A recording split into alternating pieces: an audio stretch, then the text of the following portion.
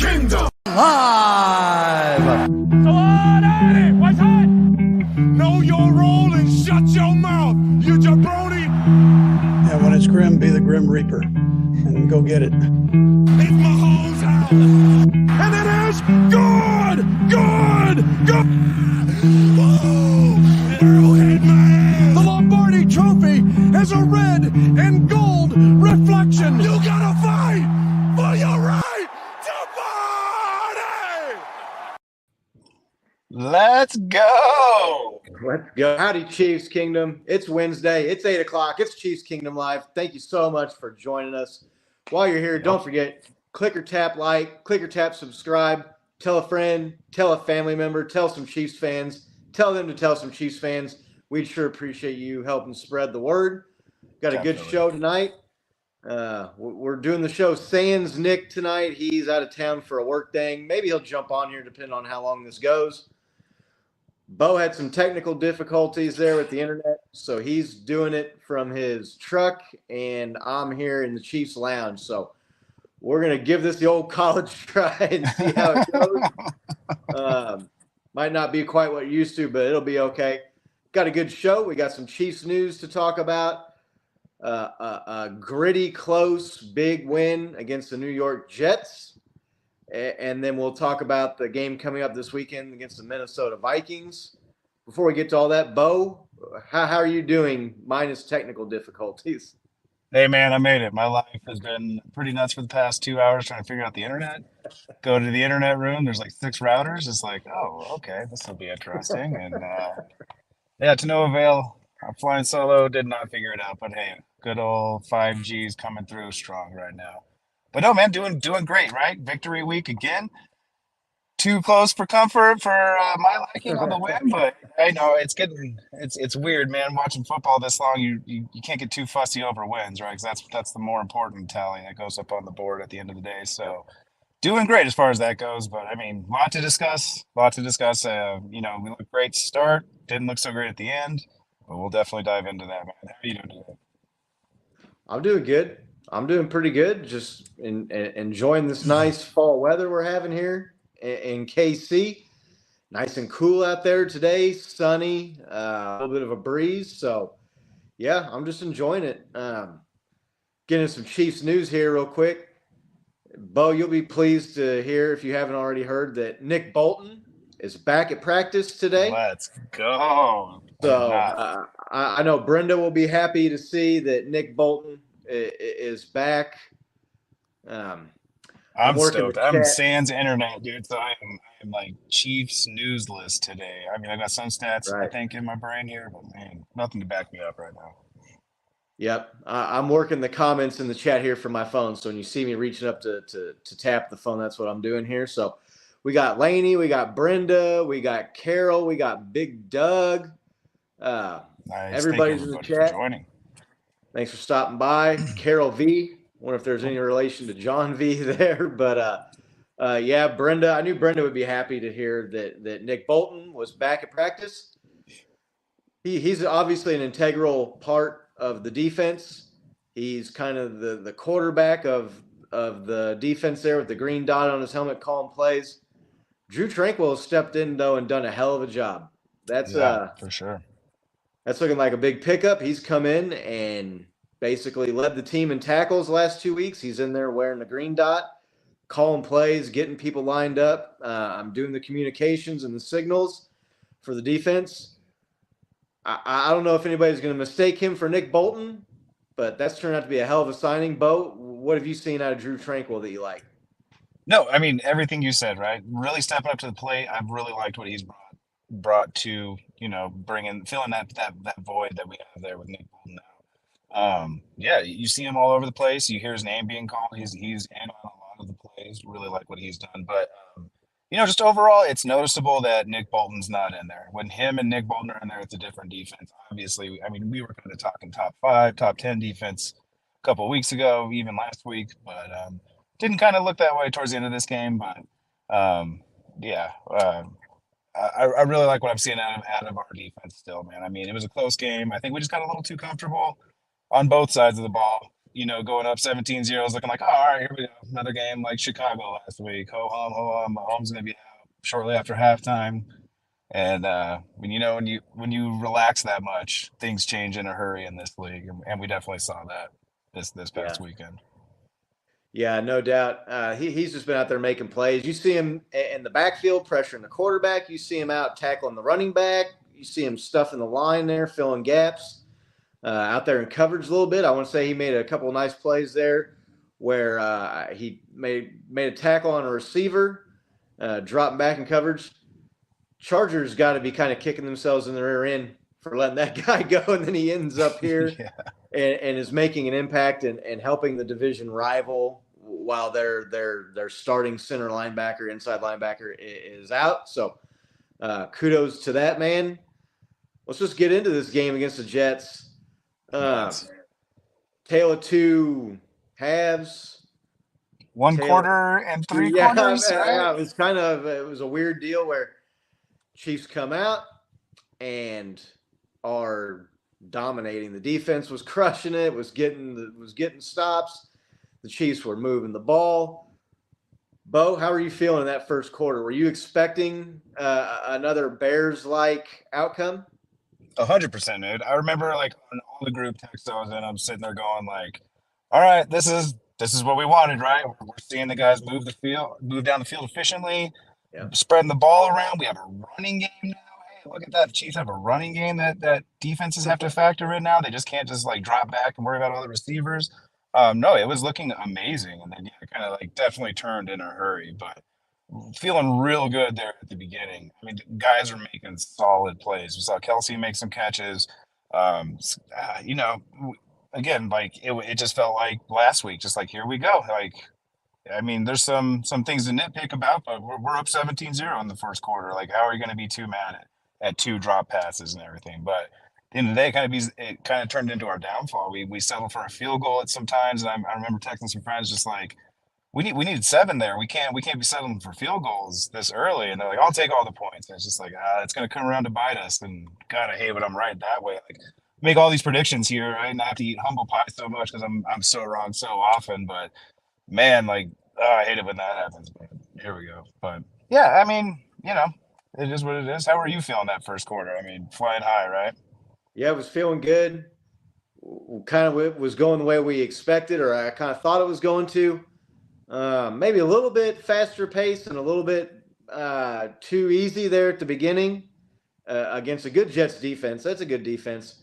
Chiefs obviously came out with a plan, and that plan worked early. You mentioned Isaiah Pacheco and the running game. So Nick's in here in the chat, apologizing for not making it on tonight.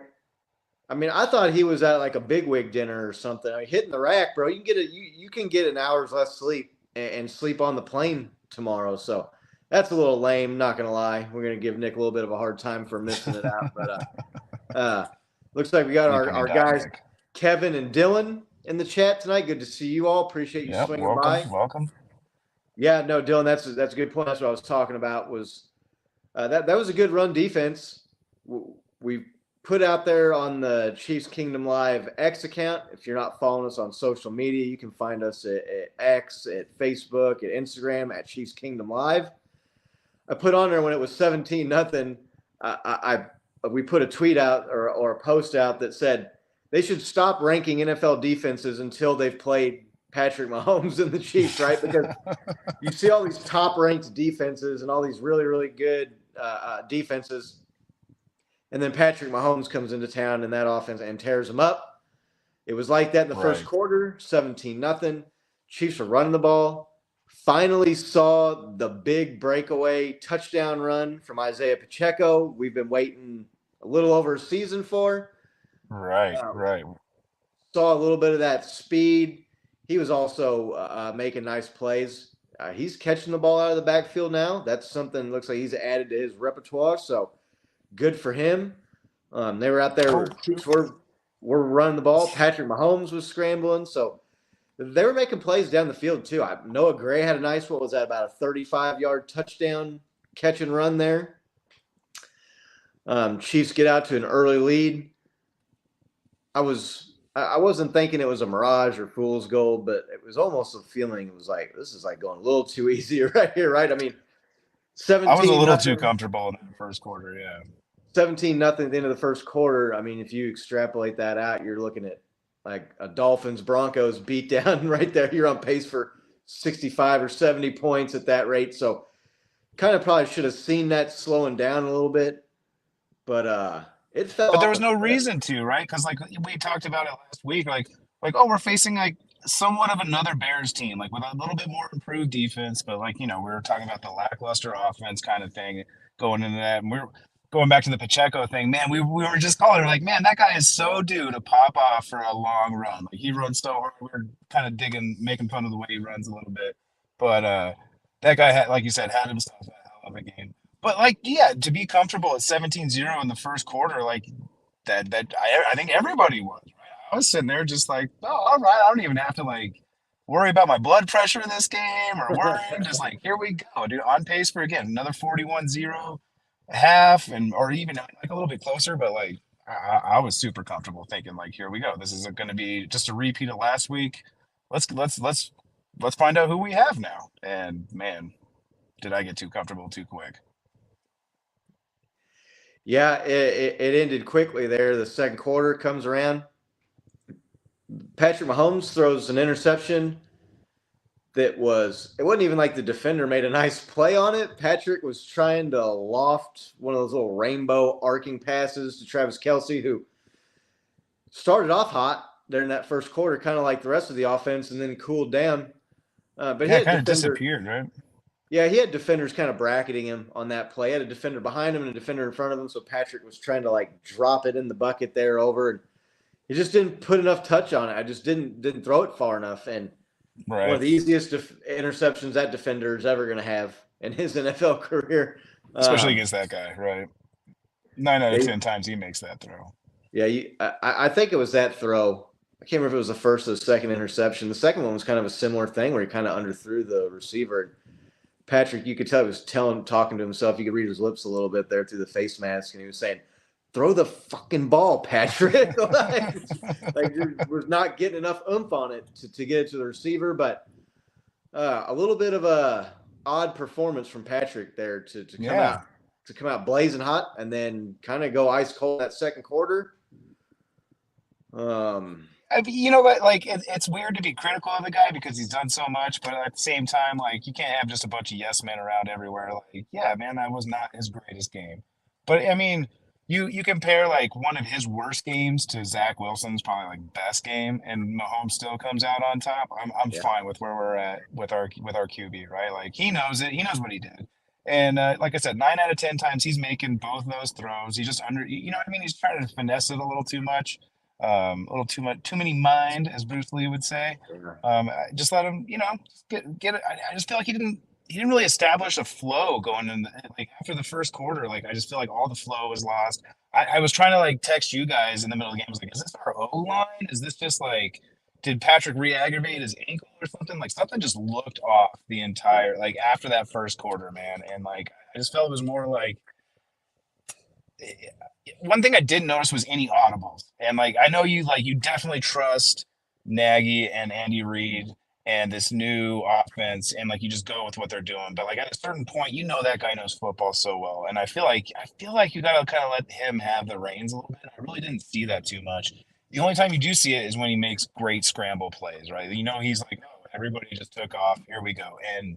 And like I'm saying, not to have too many yes men around him, like I would say like that was one of his worst games. But at the same time, he was one of the players that pulled us through and like kind of won it for us too. So like I said, it's hard to be critical of the guy, but at the same time, I think everybody knows. I think he knows that like wasn't his best performance, but yeah, at the end of the day, win's a win, and 3-1, man, 3-1. Here we go. Yep, looks like our guy Brian's showing up here in the chat. Good to see you, Brian, man. Thanks for swinging by. Looks like Big Doug's got Jethro down there with him watching. Good to see you, Jeff. Hope you're doing well, Nice. man. Enjoying the time down there in Oklahoma. Yeah, the momentum, the interception was bad, but things happen, whatever, guys. To me, like the killer was the Chiefs. They force or they punt the ball, and they go down, and the Jets punt the ball. We're getting the ball back. Defense gets us the ball back. Then you get the penalty on the block in the back, which it was already a good punt that had pinned us kind of down there at the 5 or 6 yard line. That moves it half the distance to the goal. Then you get the face mask penalty that was not in the end zone, but they ruled it as occurring in the end zone, which was the safety, and that just gave the Jets a spark. Let's talk about that play specifically, right? Because there's been a lot of heat going around the internet, around all the talking media heads about how, oh, Chiefs get all the calls, blah blah blah blah, another call at the end of the game. Okay. Most Chiefs fans are like, oh, that face mask started on the 2, right? And everyone else is like, no, it started at least at the goal line. Let's even go halfway. I'll meet you. That started on that half yard line, right? It did not start in the end zone. I feel like if you're going to have a good faith conversation about this, that was not a safety. That was definitely before the goal line. Not the 1, not the 2. You can put it right there, but like that was not a safety. And like talking about like the Chiefs not getting all the calls right then and there. You mentioned it, blocking the back.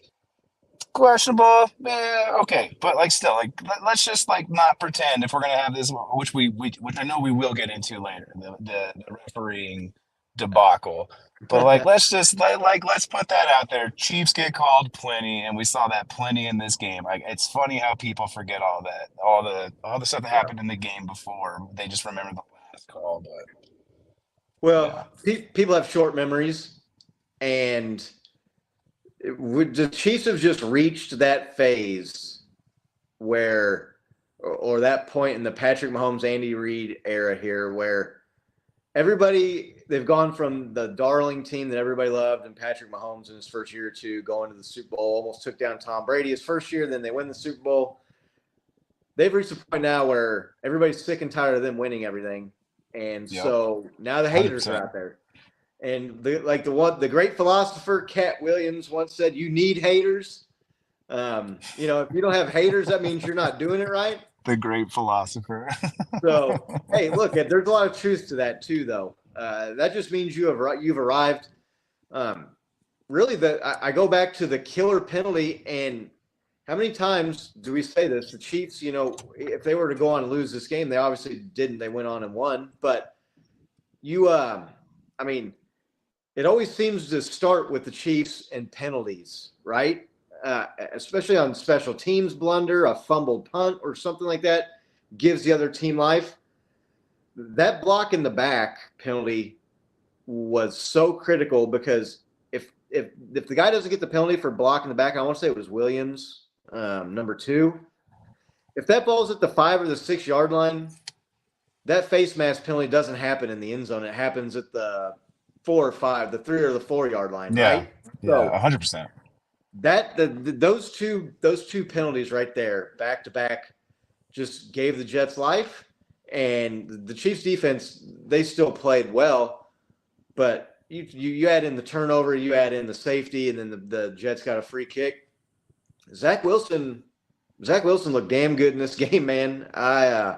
Sometimes you got to tip your cap to the other team, right, and the other guy out there making plays. So, look, it's just one of those things where penalties and turnovers, those things kill you. And most teams, that would add up to a loss, right? Most teams don't overcome that easily. And when Zach Wilson, those guys played well. He was making throws, especially they're like going into the second half and in that third quarter. I mean, if you would have put Aaron Rodgers' jersey on him, people would have thought that there was a miracle and then he was out there playing. Give some credit to the Jets. Bo, what did you see out of Zach Wilson? How did you think he played? Everything you said. He played incredibly well. Right? I mentioned it kind of earlier. Like I thought it was one of you're probably gonna see like one of his best performances, right? And like he's down on himself after the game. He's like, "Oh, it's my fault we lost."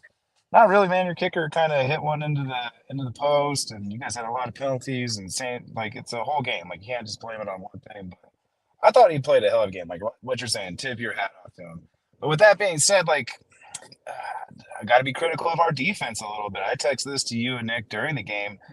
Chris Jones was awfully silent. I mean, he got one sack, but it was on like a drop back Hail Mary as time was ending. You know what I mean? Like it wasn't this like real pressure situation. And I don't know. Like I felt like he was able to perform because he finally was able to just like sit there and throw quick routes. He didn't have to think too much, and they just picked our defense apart. Like they knew what kind of defenses we were running, especially when we were running man. Like he just had his timing really well, really quick, and like as soon as he stopped holding on the ball for longer than 2.5 seconds, he seemed to just kind of start flying. And that's a huge hole in our defense. Like, better believe every team around the league saw that, right? Like that's going to be their game plan. So it's going to be interesting seeing how our linebackers and secondary adapt to that. Maybe a little less man, maybe a little bit more cover, but who knows? Usually when we see a hole, it kind of sticks around for a little bit. But yeah, hats off to the Jets offense, man. They played a hell of a game. I kind of feel like we lost that game more than they won it, but again, really great team, man. That defense, I'm gonna just kind of switch gears a little bit. What I saw from them though was putting the pressure on our O line and putting the pressure on Mahomes, making Mahomes have to scramble. Their secondary not letting guys get open whatsoever, and we're talking about really fast dudes, guys with 4.3s, 4.4 speed, 40s, just super fast wide receivers not getting open. So I mean, yeah, a lot to talk about still, but like you said, hats off to those guys. Yeah, the Jets definitely are putting some pressure on Patrick, and the Chiefs' offensive line had their work cut out for him. Patrick made some nice plays, scrambling, running the ball when they were in man coverage. But, let's talk about like this slumping here. The Chiefs' offense kind of went into the wide receivers on this team. They did not get it done. When you go look at the box score for this game, I mean, you've got like MVS with one catch for 6 yards. Justin Watson, I want to say, have one catch for One 5 catch yards. Yeah, 5 or 6, yeah. I think the leading receiver might have been Rice, and he had like 3 for 30 something. I looked it up. Chiefs leading receiver still at this point is Justin Kelce. Watson. Well, I'm Kelsey talking had from like the wide 7 targets. Oh, from the receivers. wide receiving core. The leading receiver is Justin Watson. Chiefs are going into week 5 here, and their leading receiver, wide receiver, he's got like 160 yards. There's a lot of I guys was that have promised that in a something half. different, I feel like, right? Yeah. Rashee Rice had another drop. Receivers really that they were not open. Patrick was under pressure, but there was quite a few times too, though, where he had time and he was kind of dancing around, standing back there. Yeah. And there was just guys weren't open. Now, credit some of that to the defense. Sauce Gardner and the other guy's name is escaping me now. They have 2 really Reed. solid, legitimate corners. Yeah, Reed. I wouldn't expect anybody to go off and have a Tyreek game against that defense and that secondary. But the wide receivers in this team, Tony didn't really do much outside of like one play where he caught like a little bubble screen. He took a solid hit and stayed on his feet, and he caught it. He caught it. He held on to it. Was it the Energizer Bunny took a licking and kept on ticking? I mean, he made a nice play, but that was all you heard from him the entire game. I'd be interested to see what the chat thinks here. Wide receiving core on this team, I think it's been underwhelming, underperforming, even the most pessimistic of us expectations. What do you think the Chiefs need to do there? Justin Ross isn't seeing the field. Do you think it's time they perhaps look at adding a receiver, or maybe one of these guys like Sky Moore? He was 0 for 0 in this game. This is the second game out of 2 this year that he goes 0 catches, 0 yards. This is his second year. This and is a couple supposed targets even too. Dropped a crucial one. This is supposed to be his year. What do you think about the wide receiving core? Are you still optimistic they can develop and get a lot better, or do we think Chiefs are kind of in trouble at wide receiver right now? I'm like a little of both, definitely, for sure. I'm definitely optimistic though. I mean, it's still early. patience is the key in this game. And I know these guys play the long game, especially Reed. We're talking about Ross not being in there. I still feel like it's like a conservative thing, but this really reminds me of a running back issue that we had last year, where we both, or the three of us, saw it, and we're just like, why aren't they putting in Pacheco more often and McKinnon? Like this seems like a really good deal. And, it just slowly happens. I really think the coaches see something more at practice that we don't get to see as casual viewers every Sunday, once a week. I think there's really something to that. They probably see something way more in practice, effort, mentality, and then there's like the bounce back factor, especially with, like you mentioned, Tony. You want to get that guy back in there, get his confidence up, right? You can't have a game where he just drops everything. Kind of blows a game for us. You want him back in there, catching the ball, making some good plays. Have him get a hit or two. Like good old Forrest Griffin said, you never know you're near a fight until you get punched in the face. So maybe some of these guys need that. I'm with you though. I think we need to see Ross a lot more earlier. I mean, he's proven to have less drops than Rice. I mean, his speed's there. He's tall. His moves. I mean, his preseason footage is unbelievable. I think I still have a highlight somewhere. I mean, if I was on my computer, I'd play it right now since we're talking about him. But I heard a really good analogy from one of my buddies. Actually, he's like, the Chiefs are just kind of like, they're using less than lethal rounds. Like they're still getting the job done, but like, man, they're not taking the guys down like they should. And I was like, they are. They're like using beanbags, right? Right. But to the receiving core, yeah, we just don't have that lethal threat. So I'm with you on that idea of like, man, should we go get one of these veteran receivers that aren't happy somewhere else, that are a little bit more sure-handed? Can we get somebody that's, as much as like we weren't like as stoked on Juju as a lot of people were, he provided a lot to us, man. That veteran, sure-handedness, a go-to guy. Yeah, he's not going to be flashy, but just a go-to guy other than Kelsey, relieve some of that pressure. I mean, when you're going to Kelsey 7 times, I feel like that's why Noah Gray was wide open, was because they'd gone to Kelsey so much, all eyes were on him, and then a couple guys bit deep, and I'm sure that was definitely by design, but it just goes to show you, like, you're not gonna be able to do this all year, man. Like, everybody's gonna be looking for that. So, kind of on the fence on this one. I'm not even sure what kind of free agents are out there at this point to go get. But like, what are your thoughts, man? I mean, I'm kind of, I could see both, but I'm also like, just be patient. It's Mahomes, it's Kelsey, it's guys that we know are fast, tall, good. Just be patient. Still a young receiving core. Yeah, it's interesting to me. There were some people that were saying Chiefs should make a move for Mike Evans. The Buccaneers, which I don't think is a surprise to them, but I think it's a surprise to most people. They're 3-1 right now, and they're in first place in that division. And Baker Mayfield is playing well. They've got a solid defense still, so I don't see the Buccaneers just unloading Mike Evans right now. Yeah.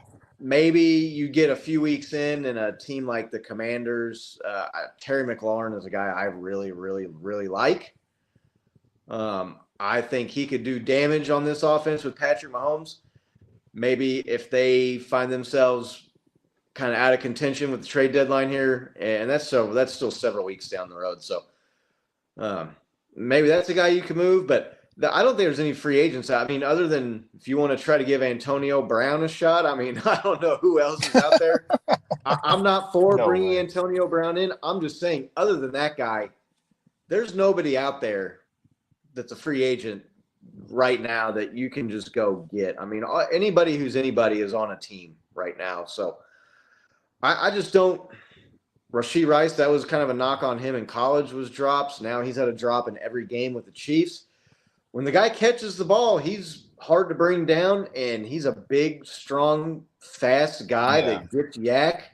I think it was our guy Kevin made a comparison here to Dwayne Bowe a little bit ago. Yeah, that's a great comparison. Once he gets the ball in his hands, look out. Yeah, but that's fair. You got, it doesn't matter. You can't get yak if yards after catch. Well, there's no yak if there's no C. I mean, if you don't catch, there's no yards after. So. All right. So at this point in the season, where do you think Rice ranks up to like Sky Moore last year, his rookie year? I think he's definitely been a lot more present. Dare I say a lot more effective without having to like do, the whole punt return game and that like debacle. That kind of definitely messed with Moore's head. But like I think he's in a better position to do better than Moore's been doing. He looks better than Sky Moore to me.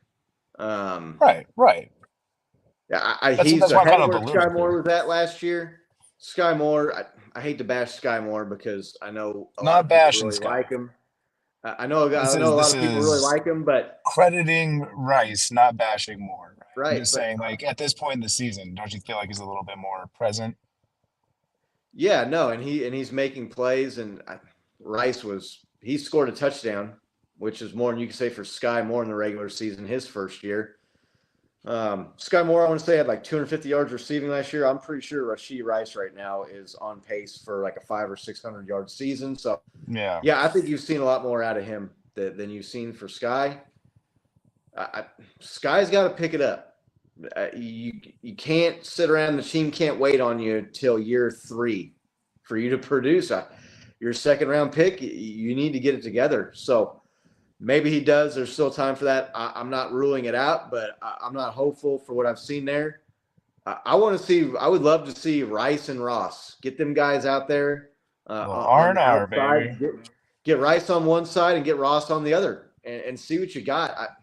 I just don't know how many more Yeah. times you can give snaps and roll guys out there who have 50, 60 yards receiving on the season at this point. Even I know Tony was hurt and he missed some time, but he hasn't exactly lit the world on fire either. So at some Right. point, give some of these other guys a shot. Especially Justin Ross to me was like the man in training camp in the preseason. He was Patrick's go-to guy. He was the guy that you saw all the highlights of on social media and on the Chiefs website. And now he's on the field for 6% of the offensive snaps. Yeah. I don't get it, but they got to get more out of the wide receivers somehow or another. They can't. I have a hard time seeing them. I mean, they're going to win the division and they're going to be in the playoffs, but I just have a hard time. I mean, seeing them going up against like the Bills or somebody like that in the playoffs with Stephon Diggs and some of these guys, and the Bills, their offense looks explosive the last couple of weeks. They've got to figure it out somewhere. I'm not saying that they won't, but they definitely need to. So, quiet No, I game from the agree. wide I think receivers. everybody agrees. Yeah. Chiefs, though, they gut it out. They pull it out at the end. Zach Wilson, for as well as he played in that game, he had the critical fumble there in the fourth quarter. Chiefs get the ball with about 7 minutes left and ended up kneeling it. Clutch performance in the fourth quarter. Patrick Mahomes overcomes a 3rd and 22 with a 25-yard scramble. They converted another 3rd and long on that drive. Obviously, the holding penalty on Sauce Gardner has been it was holding, right? Is there anybody on here? I know we're all Chiefs homers, but when you got both arms around the guy's neck and you're turning him, they're going to call that penalty, right? Yeah. Especially when you're across the body, you turn him. They're going to say he leaned into him. It is what it is. It's sportsmanship. Sure, if you're going to emphasize a foul, that's what it is. If he's been doing it all game, and you're like, hey, ref, watch, he's probably going to hold me here, and he does. Like, there's not much you can do.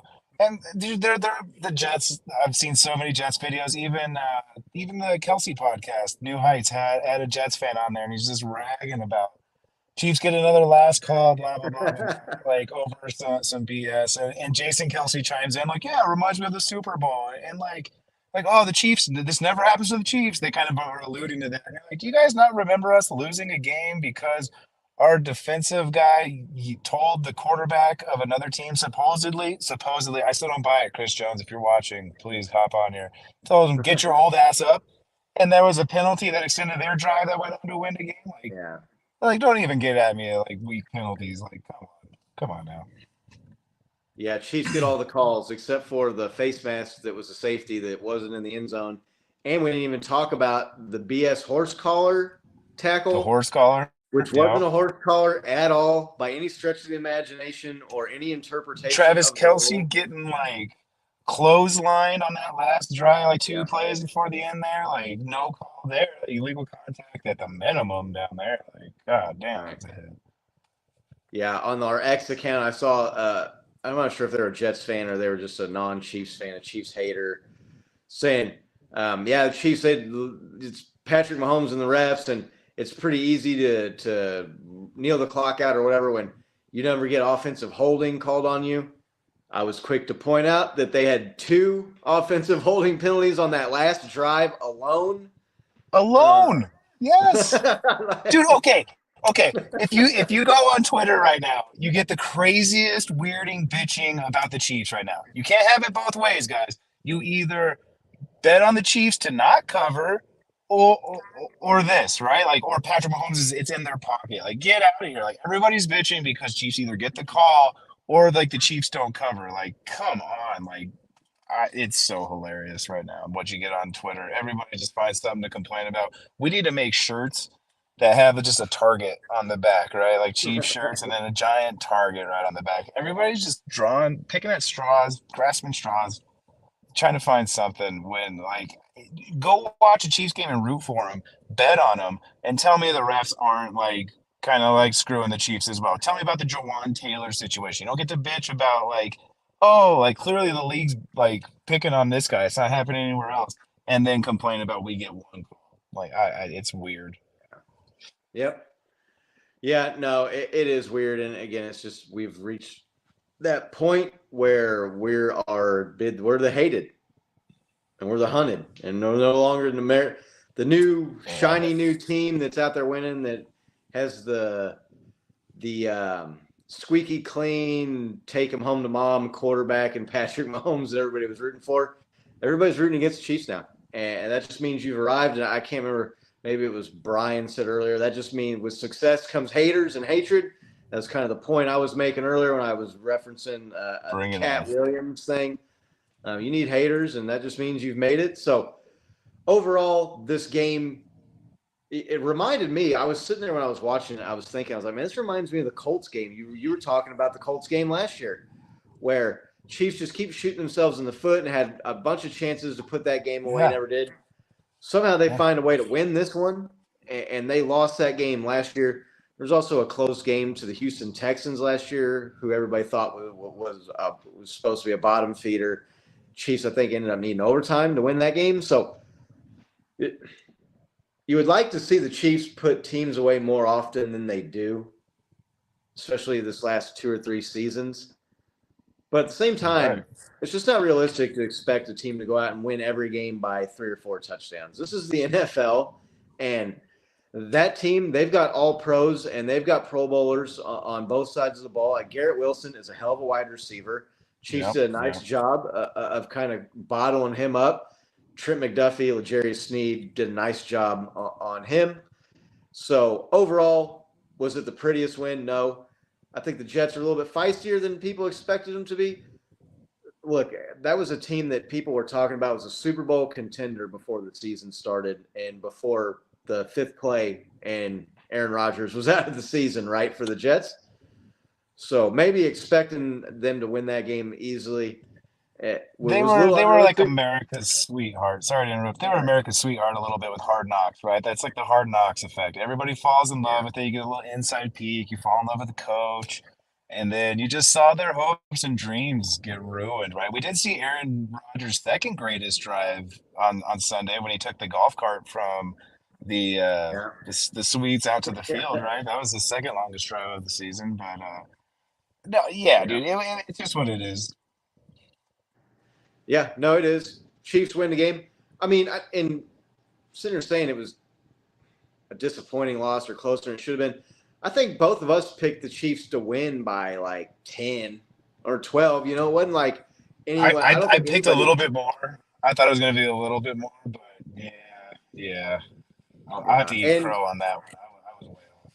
Right, and it could have been a 30-20 win too if Patrick Mahomes doesn't kneel the ball there at the end. You'd like to think the Chiefs would have scored a touchdown if it wasn't that situation. Smart of him to kneel it down right there and not take the touchdown. I know a lot of people who had Chiefs +9 wanted him to run it in, or if you had Patrick Mahomes on your fantasy team and you were losing by 5 points, sometimes that can be brutal, but it was a smart move. Chiefs get a good win. Do you think the Jets make the playoffs with Zach Wilson? I don't really see them. I see them as a team that can maybe win 5 or 6 games this year with Zach Wilson, but I don't see them as a playoff team. Do you?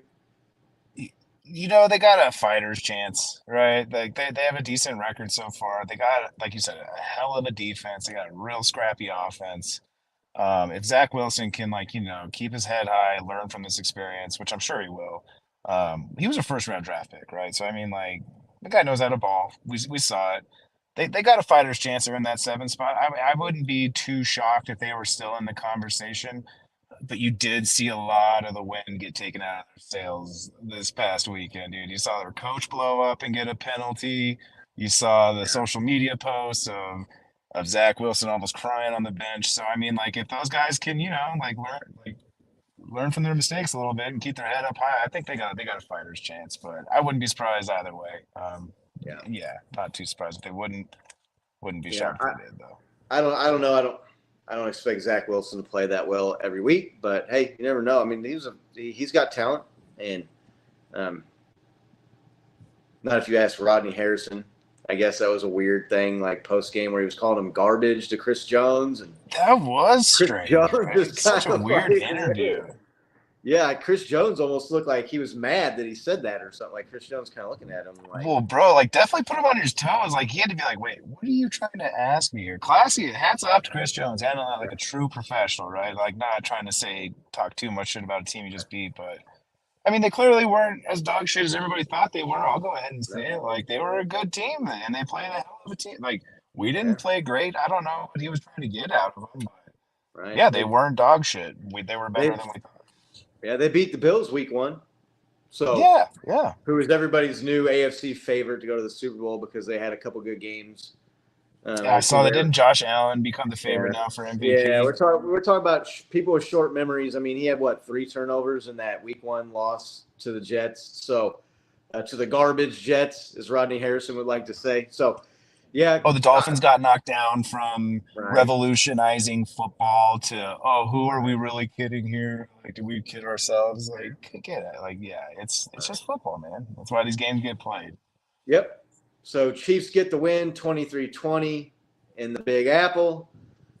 They will play at the Minnesota Vikings Sunday in Minnesota. Let's just look ahead to that game and break that down a little bit.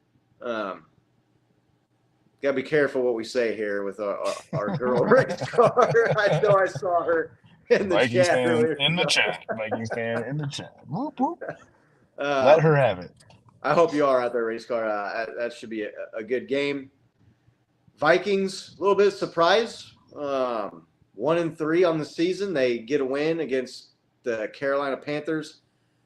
Man, our guy JT, I was not expecting the Panthers to be 0-4 right now, man. Me neither. I know I saw JT in the chat earlier. They're having a rough time, especially after they finished last year fairly strong. So, yeah, our girl Race Car is in here in the chat. So we'll keep it respectful, as respectful as we can anyway. Hope you're doing good, Race Car. Good to see you. Got to be honest. What do we think of the Vikings, Bo? Kirk Cousins is a guy that can throw for a lot of yards and he can light up a scoreboard. He's also a guy that can make crucial mistakes at crucial points in the game. They were, what was their record last year? Were they 13-3? Like 13-3 or 14-3, whatever it is. Yeah. It was 3 or 4 games. Yeah. Yeah, it was 14-3 or 13-4 last year.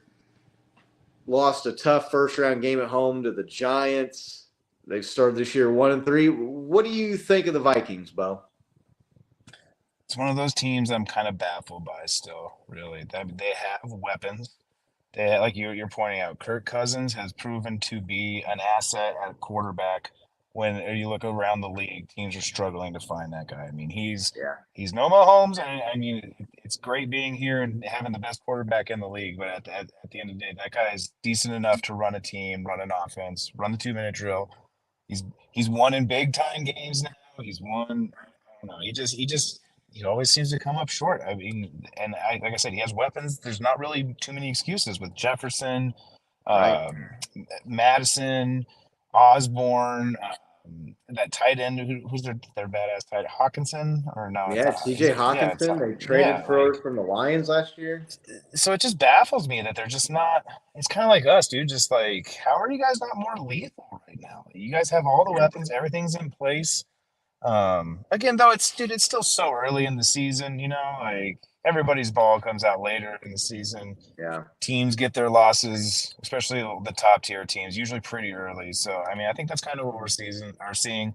They're going to get their shit together. They have a great squad. I hope they don't get it together this week. I hope we continue to kind of see them struggling and just being off cue and off pace.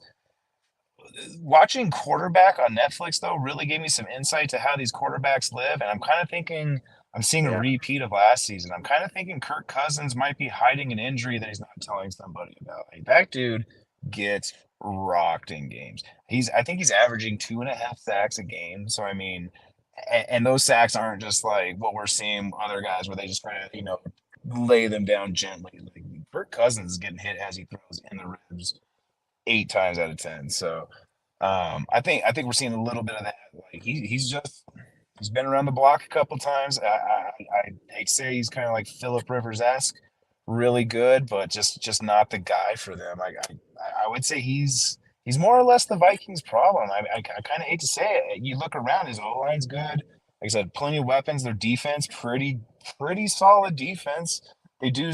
I mean, they're so hit or miss though. When you get a good defense out of them, they're really good. But they're also giving up 30 points a game sometimes too. Yeah. So I mean, but this game isn't a defensive game; it's an offensive game, right? Like we've seen plenty of teams score 30 points and lose. So that's not really an excuse for the team as a whole, though. But I don't Yeah. know. I think they kind of maybe have to let go of Kirk. I've heard a lot of that talk actually around the league. Like I heard there was some rumors about him going to the Jets before Simeon got there and stuff like that. So I mean, I don't think it's too wild a thought to say something like that. What about you? What are you thinking about this Vikings? You think they're gonna put up a fight? You think they're a good team, or do you think they're done?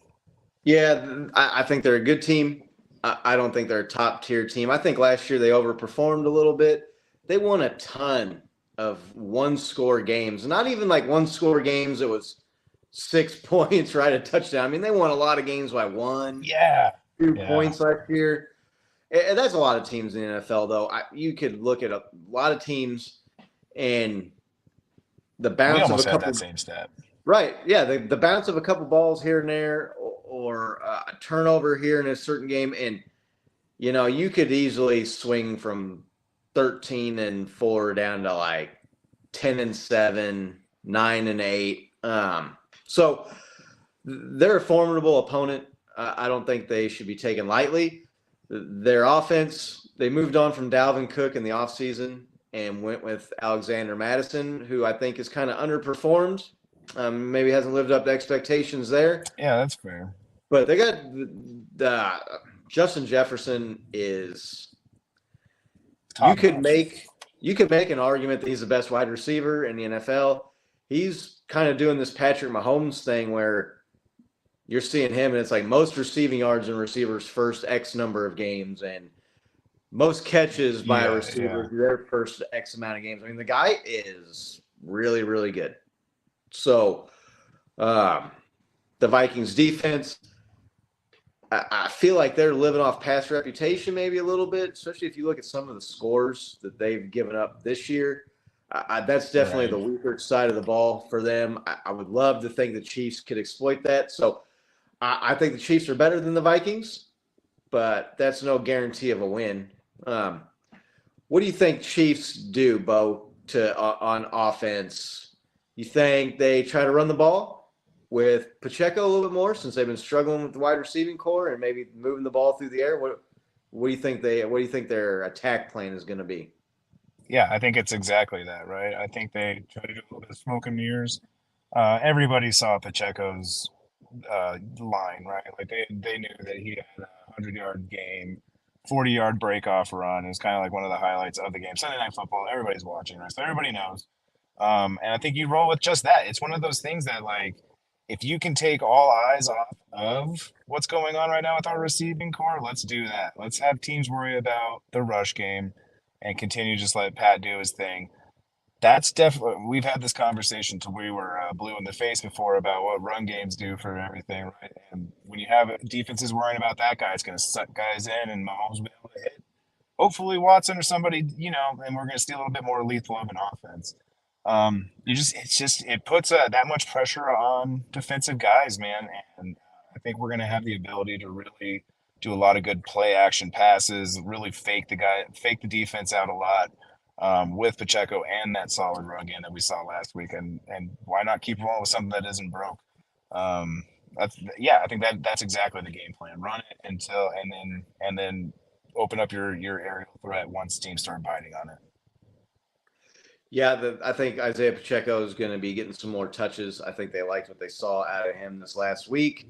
He's, like I mentioned earlier, he's catching passes out of the backfield, which is something he didn't do a lot in college or really last year. That was kind of Jerick McKinnon and Clyde's role, but he's taken over a little bit of that. I feel like Chiefs offense, to me, when you got Patrick Mahomes, you still need to figure out a way to get guys open.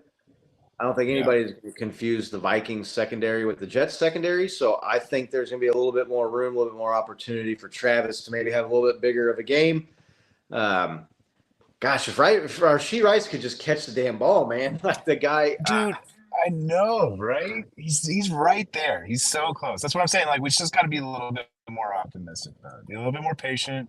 He's right fucking there. You can see it. Well, Brenda just gave us the key stat to the game right there because, the Chiefs are 2-0 when Taylor Swift's in attendance, and supposedly she's going to be there. So, that's it, right? We just give score predictions now. But, I feel like the passing game is going to have a little bit more room to breathe against the Vikings defense than they did against the Jets defense. I could really see, too, the Chiefs defense – throw Trent McDuffie over there on Justin Jefferson. Trent McDuffie has been one of the top graded cornerbacks in the NFL. Yeah. So I feel like with him and Snead, that matches up well. Kirk Cousins is not a mobile guy. I don't know how good their offensive line is. It seems like whenever I see the Vikings playing, Kirk Cousins is getting pressured. So, I think like the Chiefs, they just go in here and suffocate him with the defense and score just enough points to win. That's kind of how I see that game going. Bo, do you kind of agree with that, or? No, yeah, and sorry, my truck just turned off for some reason. My phone lost power, but we're good to go now.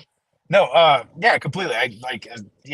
Kirk Cousins definitely isn't a mobile quarterback, and we've seen, the likes of Justin Fields and Zach Wilson for what is. Zach Wilson, man, we were that close to sacking him 4 or 5 times. He's just a slippery little guy that got out there. And again, hats off to him, dude, like for having that kind of athleticism. But that is not Kirk Cousins, obviously. And our defensive line, they're going to get together. They know what they messed up on. Would like to see CJ get a little bit more pressure, get the quarterback a little bit more off of his rhythm, because it felt like the Jets were clicking, and that kind of boils down to the defensive line. So Nick Bolton back, though, hey, it's going to be a completely different defense, dude. I think our spy game completely opens up. I'm not going to have to spy him anyway, but I bet you we'll see some really sneaky blitz packages from Spags with having Bolton back in the mix, and Tranquil kind of off to one of the sides. So I think Nick Bolton being back at practice, that helps his defense out a lot, obviously.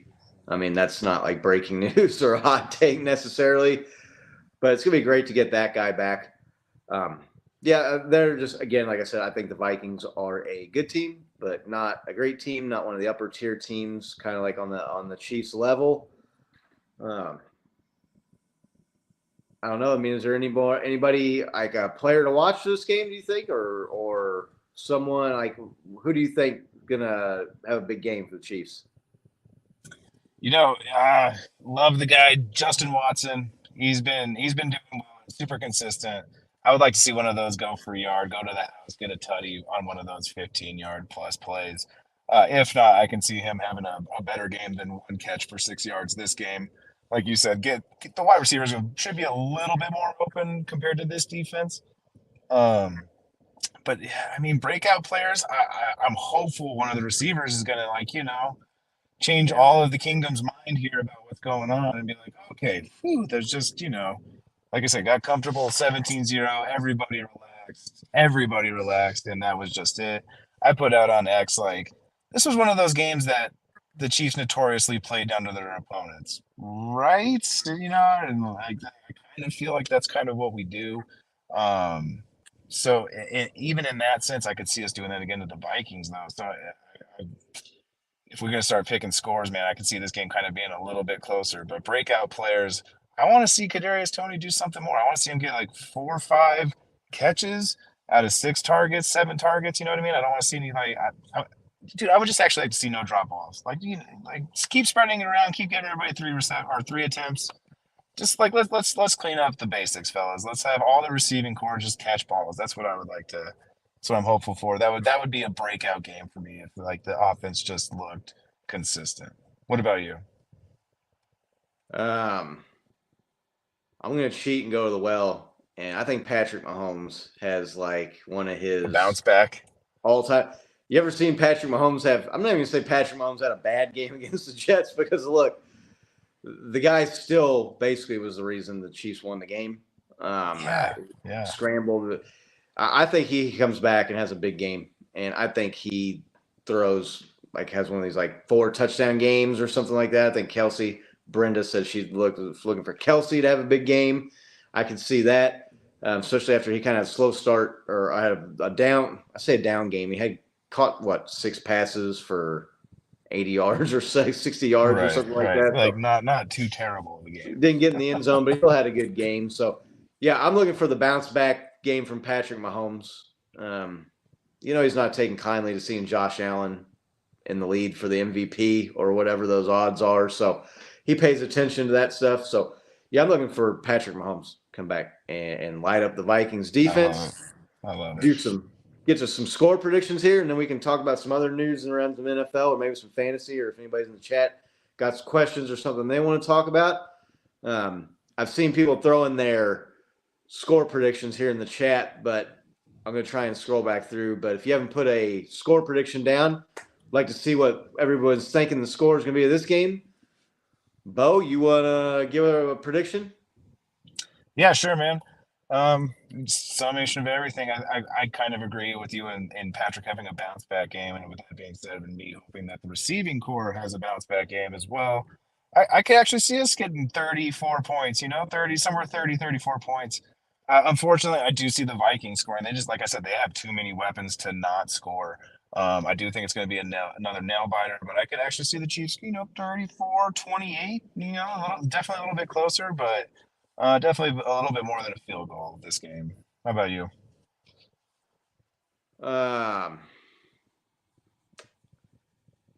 think the Chiefs win this game 35-21, 35-24, something like that. Laney's got here. I definitely think the Chiefs get to 30 in this game. I don't see the Vikings defense having that many answers, and especially if you get in a shootout kind of thing early where it's like back and forth kind of deal. So yeah, looks like we got Laney's on board 32-10. I'm scrolling. So I'm not in the here. chat. I saw somebody a while ago post like a 21 something. Yeah, that was Brenda. I think she got 27-21. I got that one on there.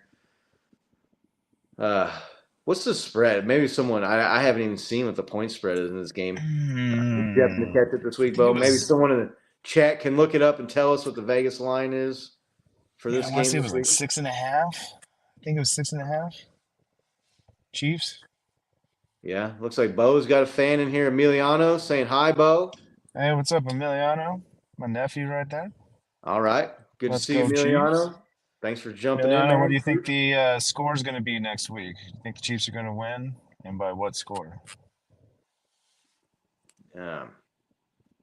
Yeah, I definitely think the Chiefs get to 30. Yeah, I hope, man. I mean, they should have put 30. They should have put 30 on the Jets defense. So I got Tom's in the house. Good to see you, Tom. chilling They should down there put in the 30 on the Jets Caribbean, defense man. in the first half, man. Like that was Right. just fell out of it. Maybe Tom's got a score prediction here for us. So, Tom's got us. He's on the board. Tom here, 28-17. Yeah, that's All right. in that 10 to 11 point range. That's where I think this game's at. I think it's a 10 to 12 point victory for the Chiefs. Are we still thinking we have a top 10 defense? Like, I know, like, defense it's an offensive league and whatnot, but what kind of performance overall would you give our defense there? I know we talked about it a little bit. Against the Jets? Yeah. Like, obviously a little subpar performance, but are we still thinking they got a top 10 D? Yeah, it looks like Brenda's got our point spread 5.5. So, yeah, that's pretty close to your 6 there. You said you thought you saw a bow. So, looks like got our man Emiliano in here, 27-17. That's a good score prediction. I like that. The Chiefs defense, I thought they would perform a little bit better against the Jets offense. But, man, like, guys were in position and they were covering and they were tackling, and the defense was getting off the field, especially early. The offense just wasn't giving them much help. They weren't staying, other than the 17-point explosion there in the first quarter. Outside of that, Patrick was, the Chiefs defense got a stop right there, and then the Jets had the missed field goal right before half, and then Patrick throws another pick, and the defense was able to stiffen up there. They were able to stiffen there in the second half. Didn't really give up much. I don't even think the Jets scored any points in the fourth quarter. So, we had the ball for I think like 17 or 18 minutes of the second half. Like, it was the majority of the half. Yeah, so I expected him to do a little bit better against the Jets offense. I did not think Zach Wilson would play that well, but he did. And guys played well, and they were in coverage. And, Garrett Wilson or none of these guys, Breece Hall, no one had like a monster game where they were just absolutely gashing us and destroying us. So I feel they probably could have played a little bit better.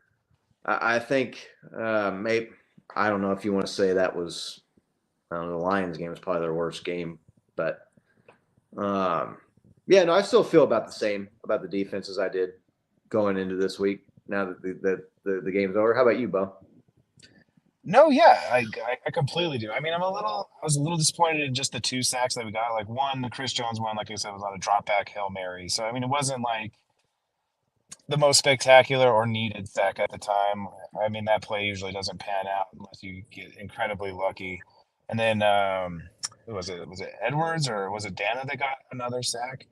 I just felt like the pressure wasn't there, and I thought we were going to see a little bit more panic out of Zach Wilson. I thought we were going to be in his face more. I thought it was just going to be a little more of the Jag experience, watching Trevor Lawrence panic for his life, right? And so just kind of like I still think we're right there. Like I said, these guys know it. They know what they did, and they'll be right there. I still think we have a top 10 D. And to your credit, the plays where they kind of did gut us. There was one long deep one I think McDuffie missed, and then I think Breece Hall did rip one off on us for 20-something yards or something. But it only happened once, right? And so, that's going to happen in this league. Like, as long as it's not a repeating occurrence, I think we're fine. And we definitely saw that. And then we're just getting sharper again. We're getting Bolton back. So, yeah, dude, I think we're right there still. I was just curious to see more or less your opinion on that game, if it changed it at all, or, if you still were kind of cruising with me there. Yeah, I expected them to play better than they did against the Jets offense. Yeah, I think everybody did.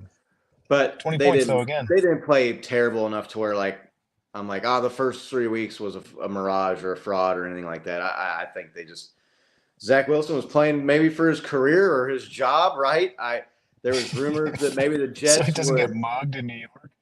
Right. There was rumors that maybe the Jets were looking to trade or should trade for a quarterback. I think Kirk Cousins was one of the guys one of the names that popped up. So he was feeling the pressure, and I think he, it's like one of those. It's like a wounded animal, right? Gets backed into a corner, and I think maybe that's what you saw with the Jets when Zach Wilson a little bit there. But looks like our man Hefe is back in the house. Good to see you. Yo. Hope you do. Appreciate you swinging by. If you got a prediction here for this Chiefs Vikings game, score prediction, throw that up there.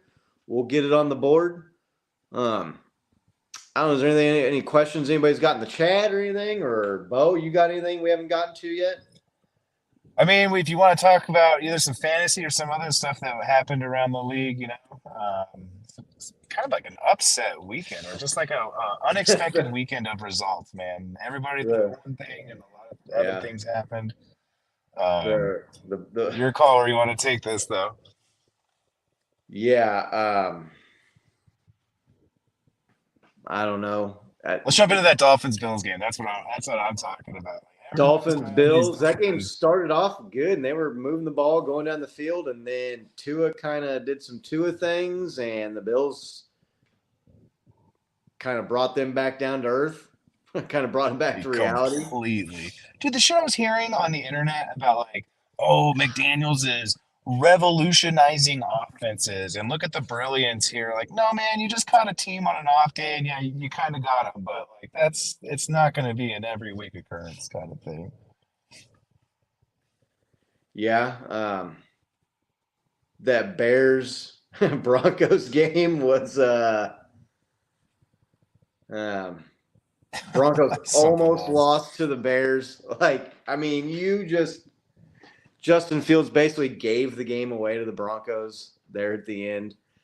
I mean, just think about that. Think about how thoroughly the Chiefs beat the Bears. Oh, yeah. The Bears had the Broncos beat. I mean, they had them beat, and somehow, some way they come back. But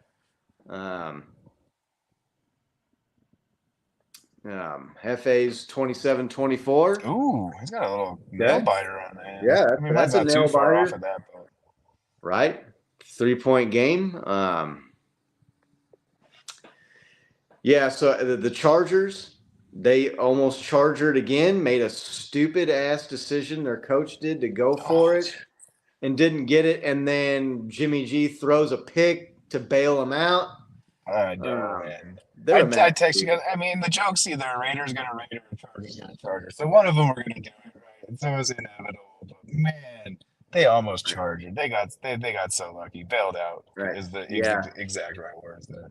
Yeah, I think you're right. They were up like 28-7. They were up by, I think it was 3 touchdowns at one point in that game. And the Bears bared. And I talked to my buddy Dan. And I said, hey, man, and he sent me a message after the Bears game was over. And he said, man, he goes, I thought maybe we were actually going to win a game finally. And I said, listen, man, you don't want to win that game because you're going to be clawing and fighting it out at the end of the year with the Broncos for the number 1 pick. And now they've got the tiebreaker. For it. Just go for it. Go for that number 1 pick. Right. Get you Caleb Williams and see if you can dish off Justin Fields for another, maybe you can get a 2nd-round draft pick or something for him and get you a playmaker, somebody to go with the Bears there. So, yeah, that was a game that was better to lose, really. I know people say, tanking and fans pay money to watch games, but it just doesn't do you any good to win these games and be – I mean, you don't want to be 7-10 or 6-11. That doesn't do you any good, man. Like, you're not going to the playoffs. And you're also not going to get one of these top 2 or 3 can't miss draft picks. They're really going to help you turn your franchise around. How many years did we watch the Chiefs go 7-9, 8-8, 9-7, sneak into the playoffs here and there, but we're never really a contender, and all they were doing was winning 2 or 3 games there at the end of the year to kill the draft pick. Oh yeah, no, dude, yeah. As I said, I hope your buddy Dan's all right because been there, done that. It does get better. It just takes a while. It takes a long while. Just like right before you're about to give up hope, things will start to turn around just a little bit, and then they'll crush your dreams a little bit more, and then maybe it'll turn around some more. But I feel like the Bears are on that first little plunge. Like they got Justin Fields, they had so much hope, and I don't know. I don't know if it's their coach or what it is, their O-line, but they just can't seem to get it rolling. And the internet right now is full of little kids that are Bears fans just reacting to the losses. I just can't help but feel for your buddy who had to go watch live with you at Arrowhead, them just kind of get their butts whooped a little bit. But No, yeah, I can't believe the Broncos. What do you think we They're play that shitty. against Russell Wilson when we play the Broncos? Um, yeah, I mean, who else are they gonna play? I don't even know who their backup is. Well, that's my point. Like, how many games are you? I mean, he kind of pulled it off. Maybe he bought himself a game, dude. But I don't know. You Yeah. lose two more. What we play on week 11, I think. 11 and 14. I could be wrong. I don't really The know the schedule right Broncos. now, but yeah. We play the Broncos. They're the next game after the Vikings. Oh, okay. 6. That's Dang, is that. that That's that early? Thursday night at Arrowhead. Oh shit. All right. All right. So then, yeah, maybe. For some reason, I was thinking we were playing him like late. Yeah. Um, No, I think they play them like twice in 4 weeks or some weird shit like that. I don't know. Maybe someone's got the Chiefs' schedule handy here. I have it around here somewhere, but I don't think I have it. this is the downside of being on my phone right now instead of my computer. Yeah, our man, one man show is asking how the rest of the division's doing. I mean, the Broncos almost lost to the Bears. The Raiders lost to the Chargers, and the Chargers really should have lost to the Raiders. So that's how the rest of the division's going, and it's looking good for the Chiefs. Really is. Chargers, they traded J.C. Jackson back to the Patriots, so the old J.C. Jackson experience didn't work out too well for the Chargers. Signed him to all that money. Yeah, the rest of the division is the Raiders they're going down the Jimmy G road, and they're giving their best crack at Jimmy G, who's just Jimmy G to me is like almost like he's like another Kirk Cousins or something. Just head flashes. Probably not quite as good as Kirk Cousins, because I don't know that Jimmy G's ever had a year where he threw for the kind of yards or touchdowns, but just makes bad mistakes at the wrong time. So yeah, we So get into fantasy a little bit of wise, you got yeah. yep. That's Yeah, so okay. My internet's cutting out right now, real bad. No, yeah, you're good. Yeah, I lost you there for a sec, but it looks like you're back. Yeah, fantasy wise, it's the fantasy gods are cruel, and I managed to the first 3 weeks of the year, I managed to go like 2 leagues. That'd be 6 games. I went 5-1, waiting for Alvin Kamara to come back. Alvin Kamara comes back, gets me 22 points, and I lose in both leagues somehow. Like, how the fuck did that happen? Tyreek Hill only goes 50 yards. That's how that happens, or 60 yards.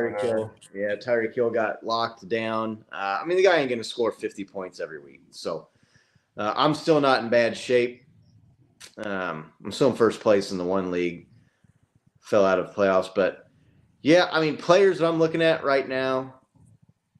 Talked about Baker Mayfield earlier. He's the guy that's on waivers. He was on waivers in both my leagues going into this week. He's on a bye, so he's not going to do you any good right now. But if you are struggling at quarterback, like if you're like me and you got Joe Burrow doing jack shit for you, maybe Baker Mayfield is a good add, although the Mike Evans injury kind of tempers my excitement a little bit. But they said it's a mild injury, and he's got the bye week this week. Talk about, I mean, absolute best case scenario, right? Mike Evans gets hurt, and oh, by the way, it's your bye week, so he's got 2 weeks to heal up. So, yeah, I would be looking to add Baker Mayfield on my team if you need a quarterback.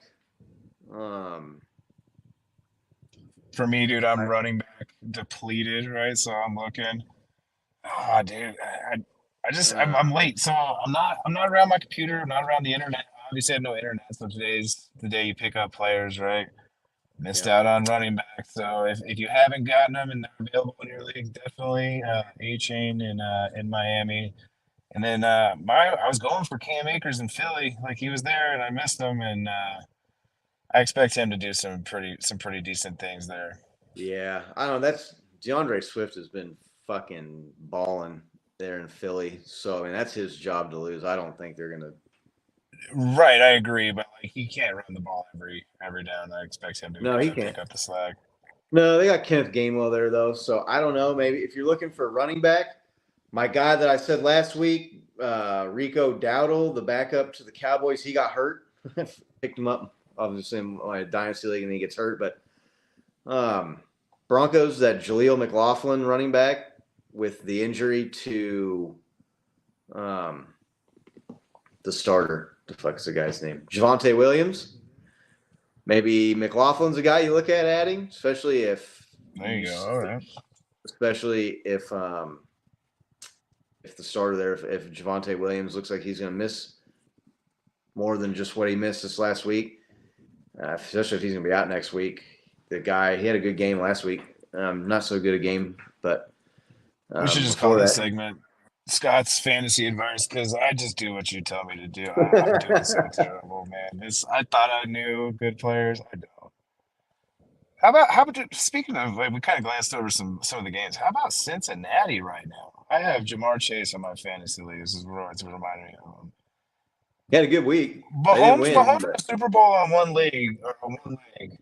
Cincinnati can't win a game with a calf strain, right? Like, what's going on there? Is that their O-line just back to usual, not protecting Burrow, and he just can't do anything? What are you seeing out of Cincinnati right now?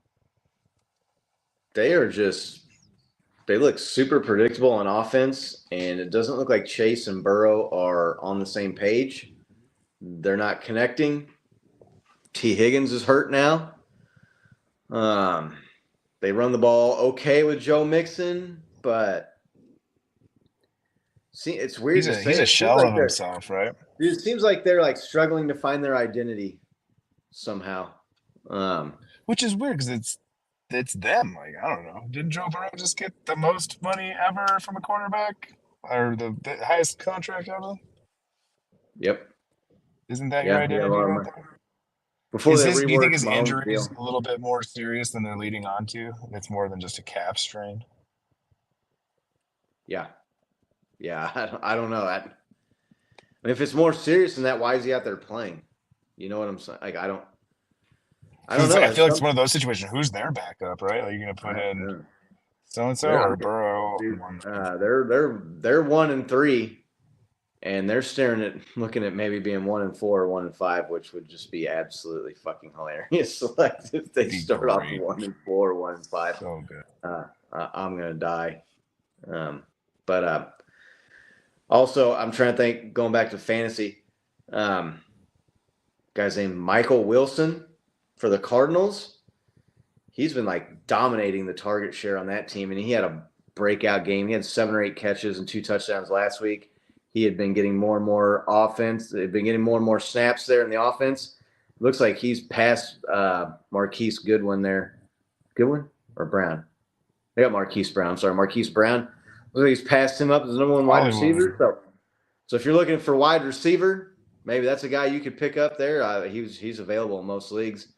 He's like a top 20 scorer in fantasy right now. I was going through like the leaders, and I saw that guy sitting there in both my leagues. I was like, well, I'm going to add that guy up. Seems like because if you had him last year, you would not have him on your bench this year, because you're just like, oh, that guy doesn't do shit until late though. Like late, he does do shit. I'm not trying to completely talk shit about him, but like, there's just guys that like I don't know, like they don't come around until game 8, game 9, and then they start popping off, and then everybody's recency bias is like, oh yeah, that guy's so good. And you're like, oh yeah, he did take 8 weeks to develop, and in fantasy, there's only 12, 13 weeks, and those 8 weeks are just brutal, waiting for Jamar Chase to catch a fucking ball, get a touchdown.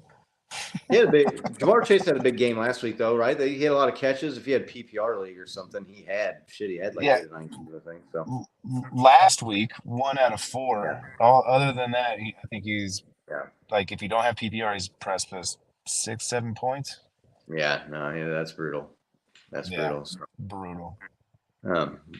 Brenda's in here. Yep. Nick and I are tied first for the CKL Pick'em League. Yeah, it's been going up and down. Your dad was in it at one point. Big Doug was up there at the top. I'm in like 4th or 5th. I just keep hanging around.